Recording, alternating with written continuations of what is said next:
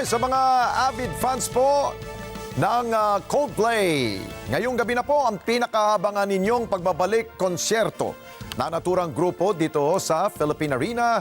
Makaraan po ang 7 taon. Matagal-tagal na rin pala, no? Kaya alamin ho natin ang mga pangyayari ho dyan sa Bulacan mula kay Gianna Llanes. Gianna, nagsimula na ba?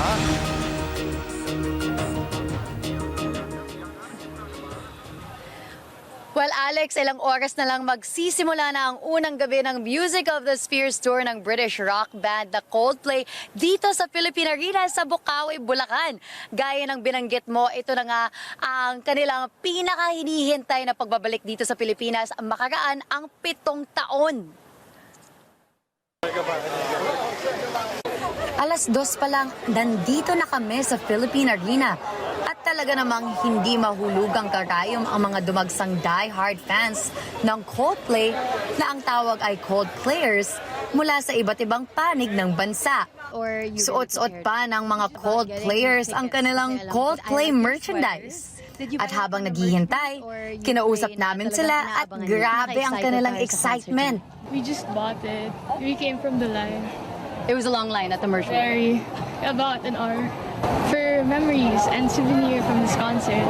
Yeah, so I think way back June when Live Nation released that they had Coldplay as a concert here in the Philippines. So we flew here to Manila para lang sa Coldplay. Wow. It's the whole experience. So you came here to watch. So nag-invest ka rin ng time mo. For it to be full, you have to be in full combat mode. So we want to dress up also. Sa mga nag-ipon para sa bonggang concert na ito, sulit talaga at super solid ang experience. Alas 5 pa lang binuksan na ang gates ng Philippine Arena. Kaya naman hindi magkamayaw ang mga fans sa pagmamadaling pumasok sa loob.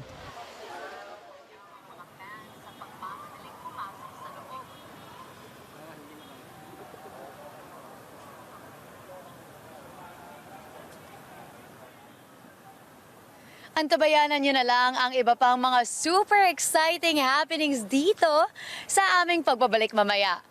Live mula sa Philippine Arena, Gianna Llanes para sa Mata ng Agila. Matatag, matapang, matapat. Balik sa inyo. Thank you, Gianna. Babalikan ka namin mamaya dyan sa Philippine Arena. Maraming salamat sa inyo pong pagsubaybay sa Mata ng Agila Primetime.